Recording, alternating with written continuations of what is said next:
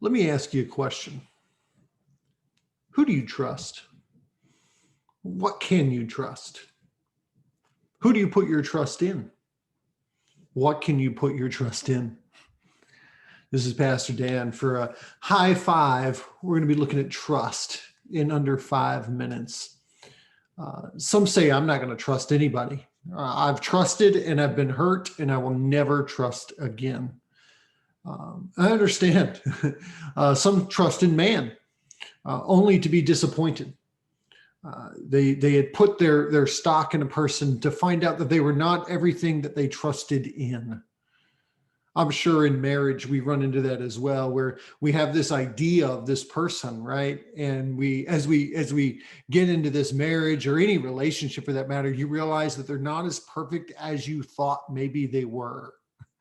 I'm sure Kelly has asked me to do things and trusted that I would do them, only to find out that I've let her down. Not nearly as perfect. I don't know that she ever thought that I was perfect. Probably not. But I'm sure as 16 years of marriage, she's reminded of just how fallible I am and how broken of a person I am.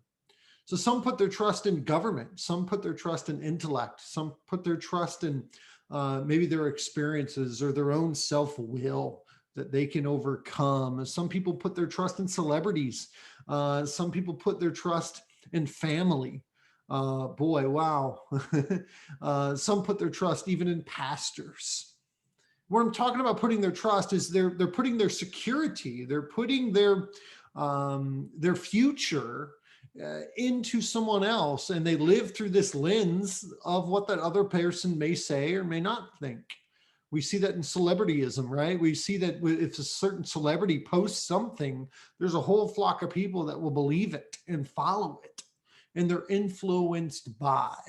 Another way of looking at trust is, who are you influenced? Who are you submitting? Who are you surrendering your influence to? Now, I'm not saying you shouldn't trust anyone, not at all. I choose to always trust someone until otherwise proven the opposite.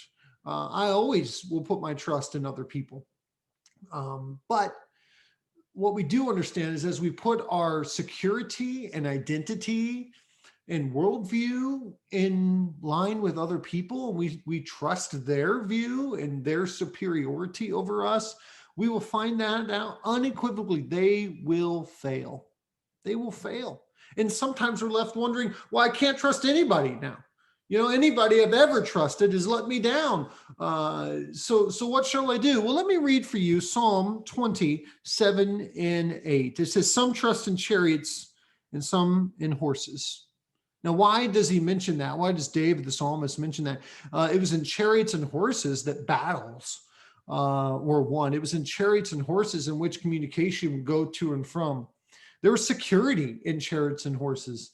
You weren't going to win very many wars without that type of connection between the chariots and horses. You weren't going to win a whole lot.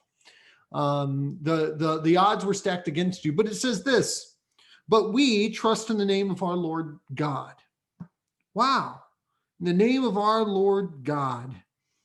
What an amazing trust in the name. That is saying the identity of him being God.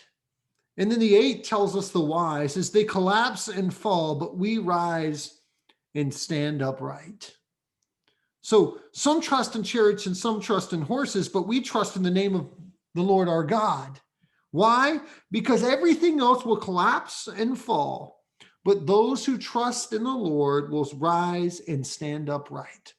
Meaning, regardless of what's happening around us, there's a firm foundation that we can place our trust in. There's a God who created this.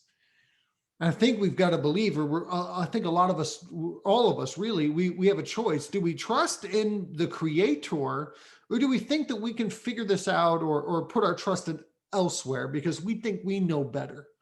History tells us that those who trust in chariots and horses over the name of our Lord fail and they collapse. But I want to encourage you.